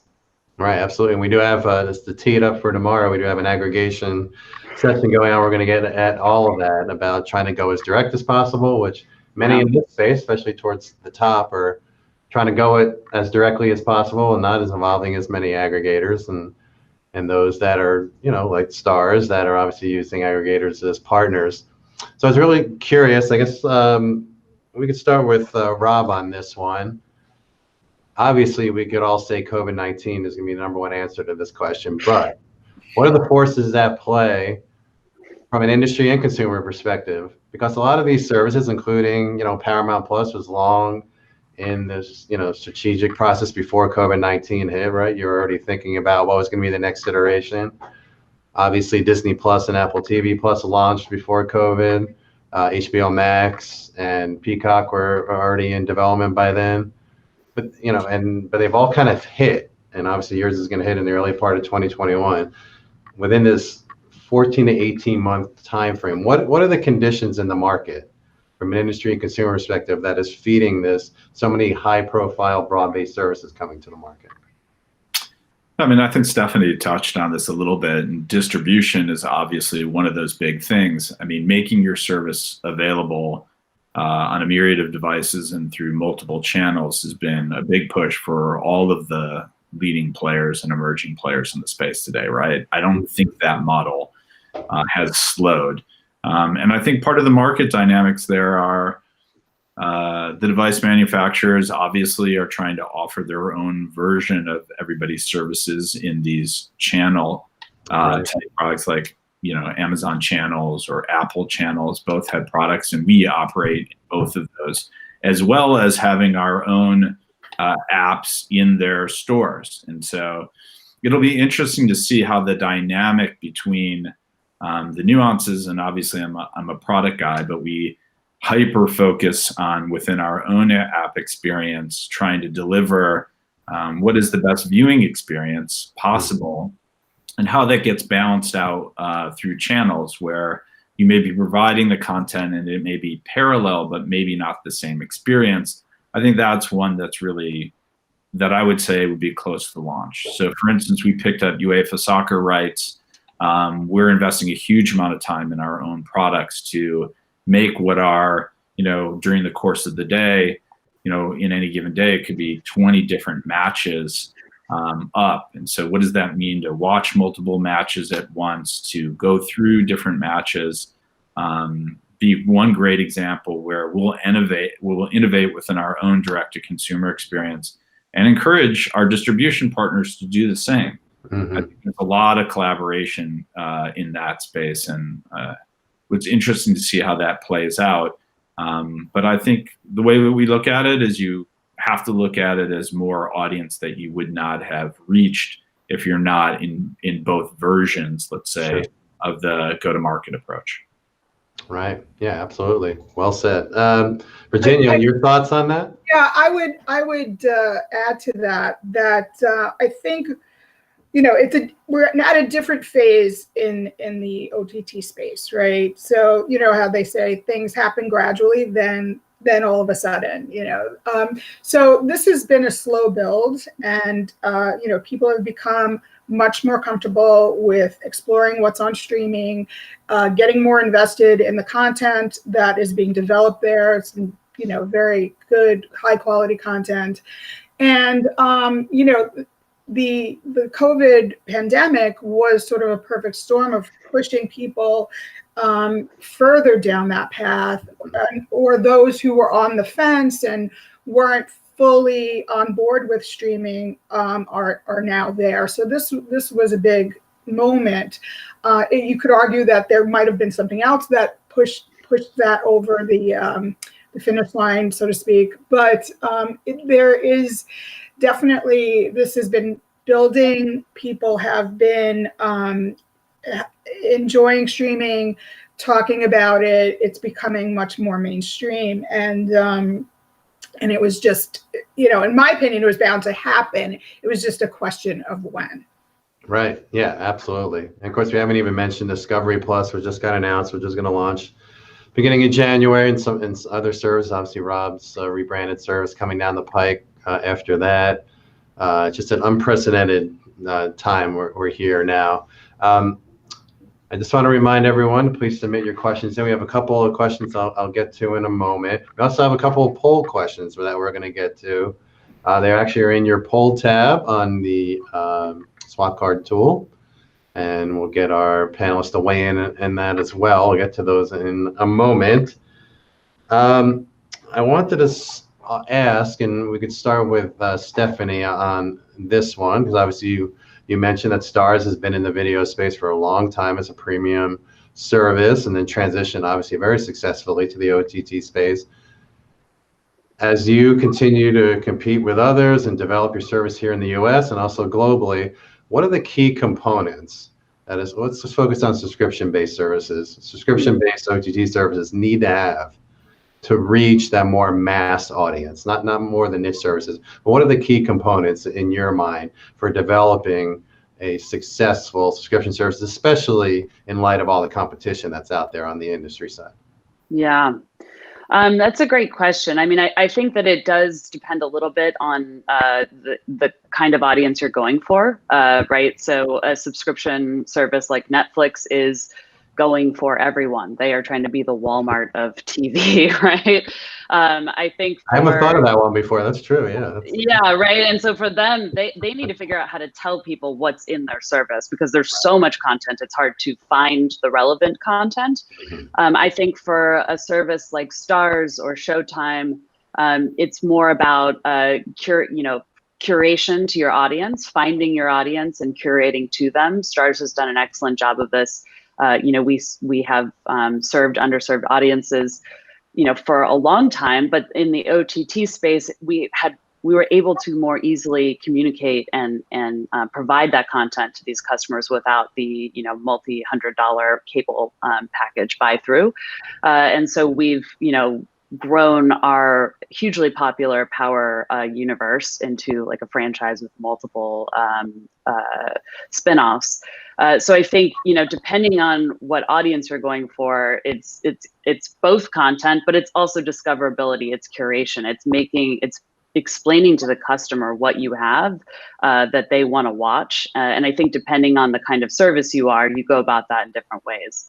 Discoverability recommendation engines are very important, but I think for a Netflix, they're gonna, as more and more people enter the space with huge content offerings, they are going to be pressured to do a better job at telling people what content is relevant to them.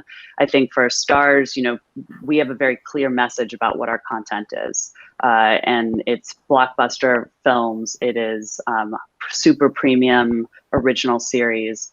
And so we don't need to tell people so much about that, is like make sure that we keep serving those audiences that already love that content. Right, absolutely. Rob, thoughts on that? You want to weigh in on what the key components are for a successful subscription-based service? Yeah, it's interesting. Stephanie's teeing up something that we frankly spend a lot of time on with a broad service like we have today. Is how do you wrap that experience around that consumer so that they feel like it's hyper-personalized when they come in? Discovery is easier. And I think when you look at the market, for something like CBS All Access, soon to be Paramount Plus, that service already does that, I think, extremely well, which is it comes in, we're hyper-focused on what I would call the cold start, which is going from, a fresh engagement with a user and managing that window to you really know why they're there and what other ancillary content may be relevant to them and how do you surface that, right? So that's like a daily, how does this become part of your daily ritual? How do you then feed those things that that user wants and also the relative other content in there? And I think I keep coming back to this concept of live because a lot of services have chosen to just go on demand or just go live, and really few have been able to pair those things up in a compelling way like we have. And I feel like that is one of the great ways that we've been able to solve that problem of finding, having a broad enough service that there is something for everything, but not feel like you're just lost in the sea of stuff that's not relevant to you. Right. And live is one of those things that creates a big differentiator to come in on a daily basis, make it part of that. And so you get, with that balance, I would say more opportunities to showcase some of the depth and quality of the vast offering that we're putting in front of users. And I think the folks that do that well are going to be the ones that win in the long term. Great. Well, we want to go to a poll question related to this. Again, it should be located in the poll question tab of the Swapcard app. And the question is, what is the most important component of an SVOD looking to challenge the big three? And our choices are differentiated content offering, lower monthly price, marketing promotional, either offers or partnerships, those going to market with a hybrid business model, or something else. And in a landslide, 84%, the clear winner, we don't have any runoffs here, is the differentiated content offering. So the phrase that content is king. So obviously, at least from this industry audience, interesting to get a pulse from our consumers of how much price, because price actually got 0%. So people are willing to pay if they get a compelling differentiated content offering. Any thoughts on that, Virginia? I'm a little surprised that it's such a landslide, that content. I think that, differentiated content, UX, and price are, the three-legged stool, right? You need all of those to even have a viable service. What I think is going to become more important as we go forward is really the marketing, the CRM, the ability to understand your customer triggers on when and if they will churn, and that could be related to your service. It could be related to usage. It could be related to your competitor set. But there are also other things from the consumer point of view that can drive churn that have to be managed for. So seasonality, larger financial underpinnings of the economy, and then other things like, simply moving. That's a trigger point for when people are going to revisit their structure for economically as well as their entertainment space. And, and then there are other things like, content returns or finales, price changes, when there's a new service or a new feature, device compatibility, or launching on or retraction from a device. So all of these things are possible trigger points where people can and should reevaluate their streaming mix. And I think that the companies that invest in understanding that, surrounding their consumer, surrounding their customer, letting them know when these things are relevant to their content mix, are going to become more important. And it's actually much more of a retail mentality. It's being able to really, pull on levers all the time, which is not necessarily in the DNA of the entertainment space. Interesting point. Yeah, I never really thought of it from a retail perspective, but that is true. It's an ongoing relationship. You have to engage and entice to sustain them as subscribers. Interesting. A couple of housekeeping questions. First one is Stephanie. Going back, I just want to clean up a couple of questions. Stephanie, in your slide that introduced, you mentioned 13.7 million global subscribers for Starz. Does that include the 9.2? I'm assuming it does in the US. Yes. Yeah. Okay, great. Figured that. I see that was an easy one. Nice layup there. And I'll start with Rob on this one. Someone asked specifically about the branding of Paramount Plus, which I'm not sure how much you could share on the decision to go on that. But it brings up a bigger question about branding of these streaming services. Obviously, I mentioned it in my intro. Warner Media, it's not a secret, I've had some challenges with their branding of HBO Max, confusion among the HBO Linear channel and HBO Now and the HBO Go, which they reduced. So in general terms, as much as you can talk about from a macro perspective, the importance of branding. I want to jump to Stephanie after that also, because obviously Starz has kind of kept the same branding with their OTT service, right? So the importance of branding and a brand name going towards the success of a service. I'll start with Rob. Yeah, I mean, obviously, with our offer on Paramount Plus, when you're looking through the family of products that we have and services that we have, it was really this legacy brand that had so much power when we went into the market and did our research on it, specifically bringing back for us, which is truly something that more represented the kind of vast catalog that we offer as part of the service today, right? Mm-hmm. This is really, while it's our history, it's also kind of our next chapter in, frankly, one of the most storied brands in Hollywood, right? It's got a history of innovation. It's got a legacy of producing great content. It's a brand that has always brought people together, right, in the space. And Paramount Plus as a streaming service, I think, is uniquely positioned to do the same. It's broad audiences with this vast catalog we have, but it's also loaded with extremely premium content. Mhm. Spanning all genres, spanning live, and really, combines what I would feel is unmissable genre spanning, content for both live and demand, much of it exclusive, including being one of the only players in the space that is really pouring a lot of efforts into offering our full lineup of live sports programming, whether that's the Masters, the NFL, exclusive stuff like UEFA or upcoming March Madness, breaking news, and doing that deeply at a local level. Like, what does that mean for us? Having, we have a tremendous amount of customers coming in to use our broad affiliate network.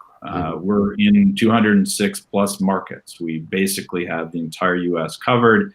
You can not only watch these kind of global spanning titles, but stuff that is very hyper relevant. And then we've begun our global expansion, which is interesting. And the Paramount Plus brand for us really tests and does very well on a global basis too. So not only will it allow us to kind of re-anchor our play in the US, but it'll allow us to move into a broader set of international markets in a way that I think still has the same values and resonance as we believe we're going to have early next year with that brand in the US. Yeah, it's interesting. I appreciate all that background. Obviously, a company like Disney decided not to bring their Hulu brand internationally. They decided to go with one that they think will resonate better in Star. So it's just interesting that. So Stephanie, I wanted to come back to you on this branding question. Obviously, Starz has been for decades now, right? A brand name, not just in the premium video space, but the video space overall. Your organization decided to carry that brand forward into the OTT space. Can you talk through that and kind of your thoughts on the importance of brand?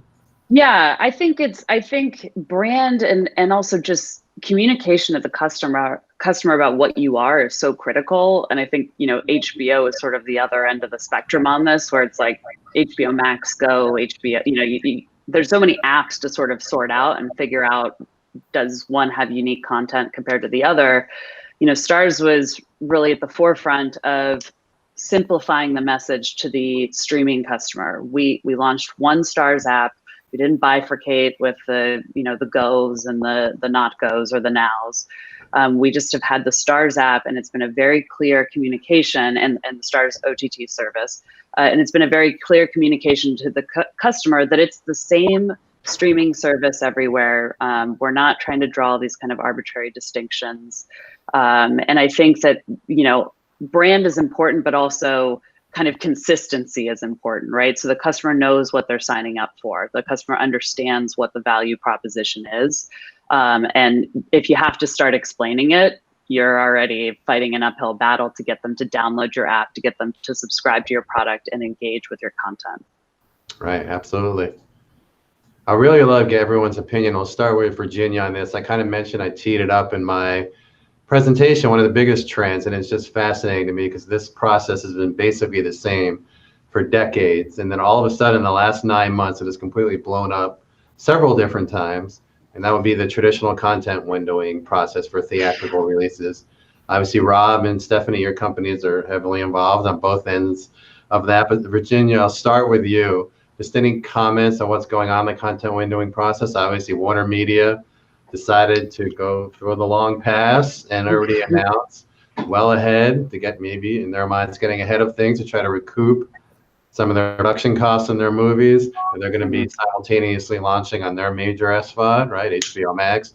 Disney's already announced it for their first title of 2021. And it's going to be simultaneously on Disney Plus. Others may be following suit. Potentially, just your thought on that, because to me, it's just a fascinating development that obviously has been directly impacted because of COVID.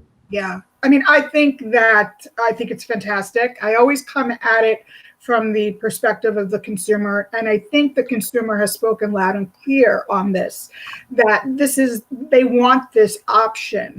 Not everyone has to take it all the time, but they want that option. Now, so what has happened is that, you know, creating these sort of artificial windows to extract value, let's be honest, out of them, you know, that's the business, Right.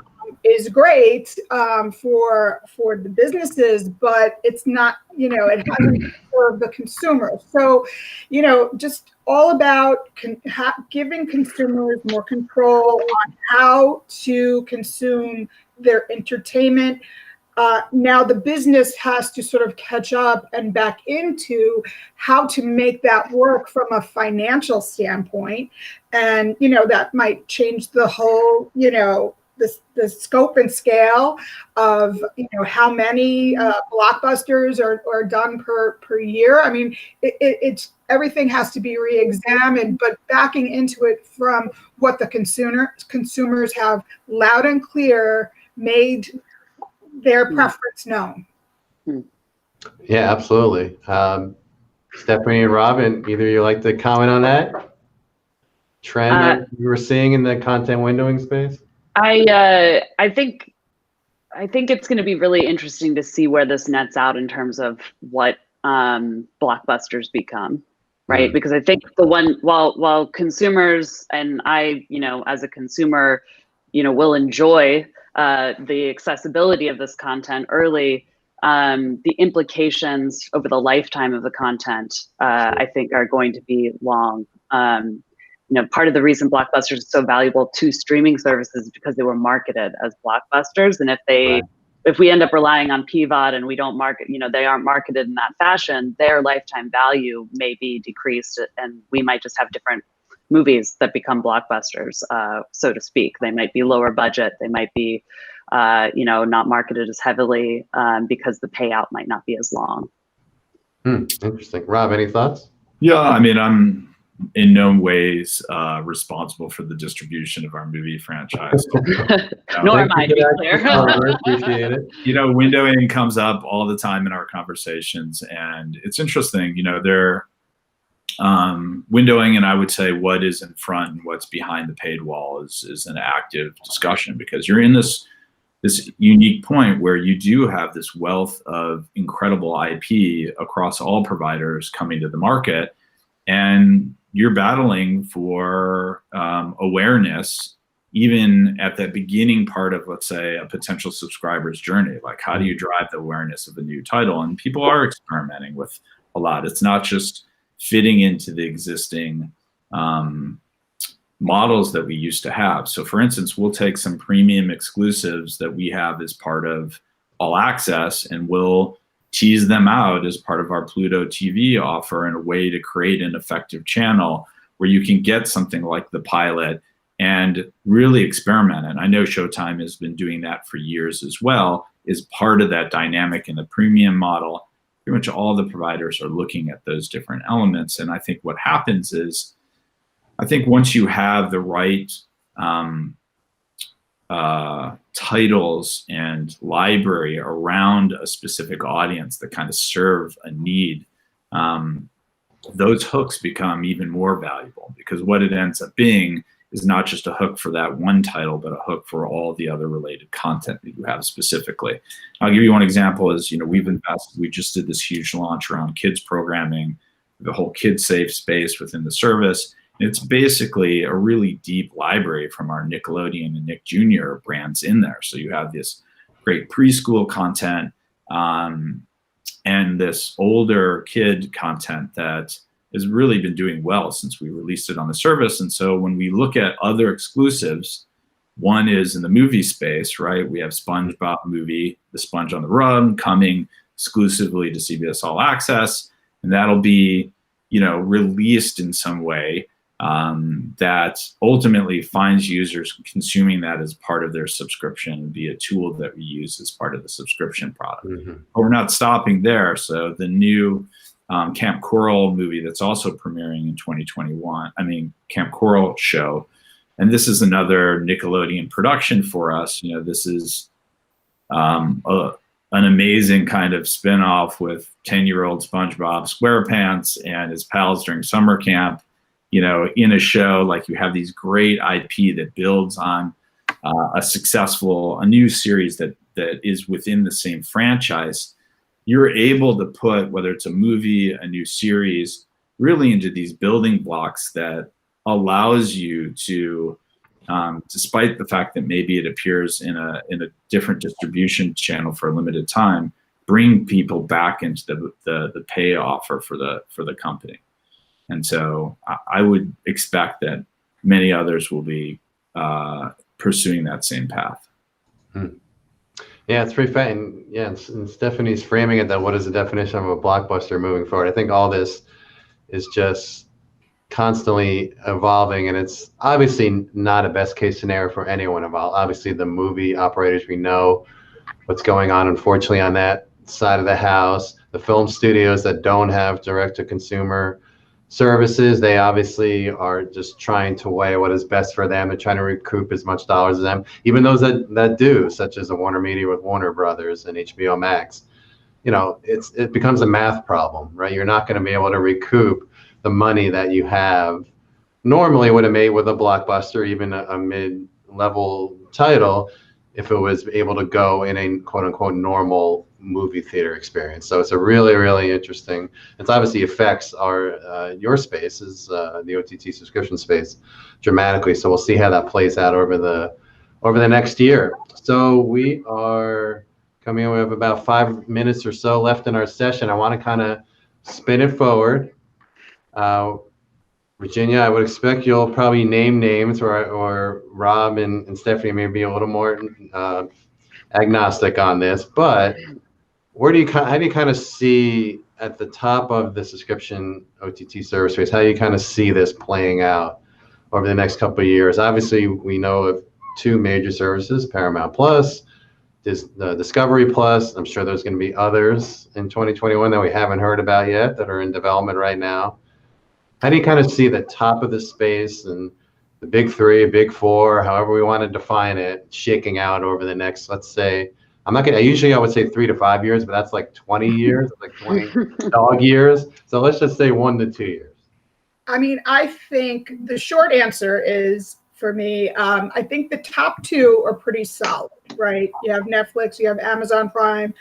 Although, you know, there's a big question mark as to how many people actually watch Amazon Prime and how many hours they spend with it. Netflix has, you know, a very, well-defined customer, and they're established.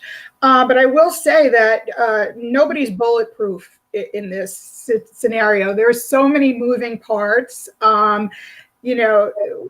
Everyone's just like one rate increase away from really, alienating a large swath of their subscribers. But that being said, I think that Disney Plus is in a really good position right now to sort of edge into number 3 there. But I would actually flip it, Steve, and say, top 3 is very old school, very like broadcast network thinking, right? It's like, why does it have to be top 3? It's really it doesn't anymore. It used to be, but not anymore. Break out of that. I mean, people are definitely up for more than 3 streaming services in their portfolio. So it's a really great opportunity for people to branch out and expand their horizons. Yeah, absolutely. And we've been going with that terminology, big 3, for several years, because there really has been the big 3 and everyone else. And that is certainly not the case anymore. So yeah, absolutely. So Stephanie and Rob, I will start with Stephanie. Any final thoughts and kind of how we spin this forward and how the top of this subscription service space, including your services, how it's going to shake out? Yeah, I don't know if I have a guess per se as more like things that I'm watching. I think it'll be interesting to see how OTT impacts sports. It's sort of yet to have a direct disruption on it, but I think we're going to see that come in the next few years because the costs of sports are extraordinary, and the cable customers are decreasing. So I think you're gonna see a point of inflection there. It'll be interesting to see if anyone can challenge the major device makers, sort of like the current device makers challenge the set-top box. If somebody can do that, that's certainly a path towards becoming one of the big three, I think, so to speak. And I think we'll see more, distinction between the different kind of streaming services, possibly a number of services shutting down or getting folded into something else over time, right? Right now, we're sort of like recreating the cable experience of 1,000 channels you can search through. Well, guess what? Right. People can't deal with 1,000 different choices. So I think we're going to start to see consolidation sort of along the lines of Paramount Plus, and just differentiation. Right. And Rob, I'll give you the last word from the panel. How do we kind of spin this forward, all this craziness going on in the market?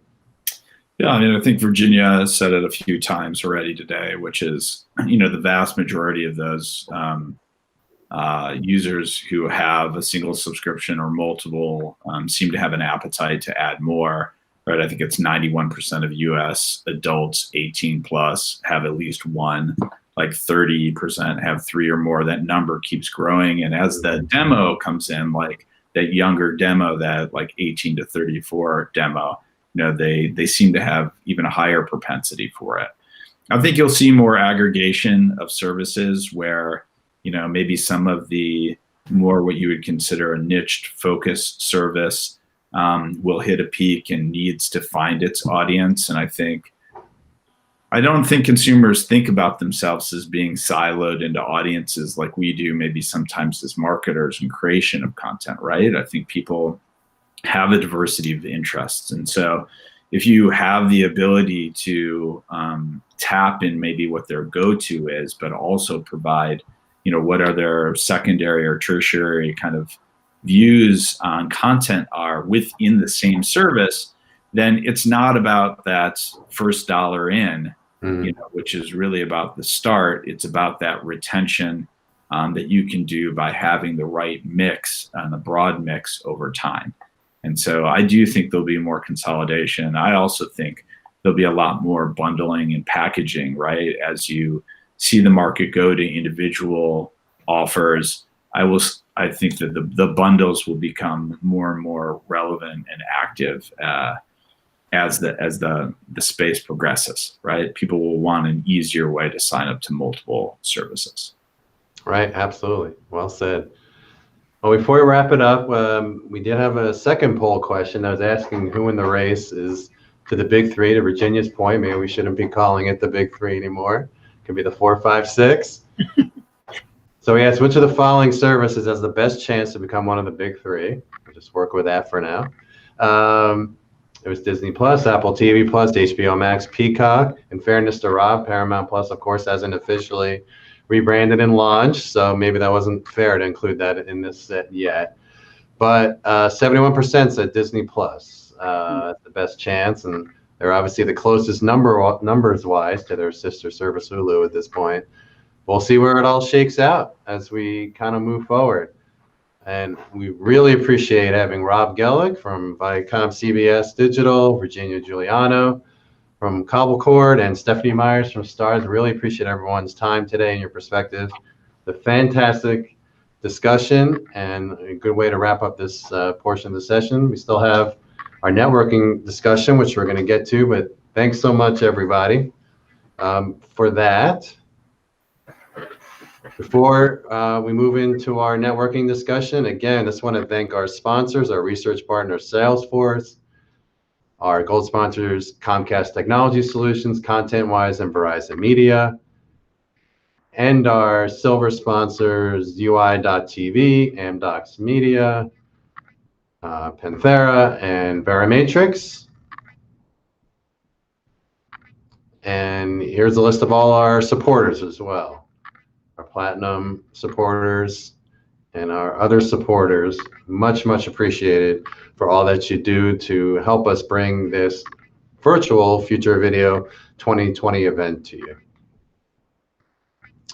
Following our network discussion at 3 p.m. Central Time, my colleague, Kristen Hannick, is going to lead our 2-hour session all about the evolution of pay TV.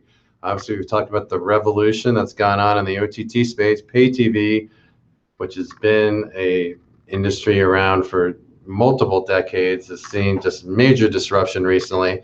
And Kristen's going to cover that from an analyst insight perspective panel, and also our visionary insight starting at 3 p.m. Central Time. So please join us for that.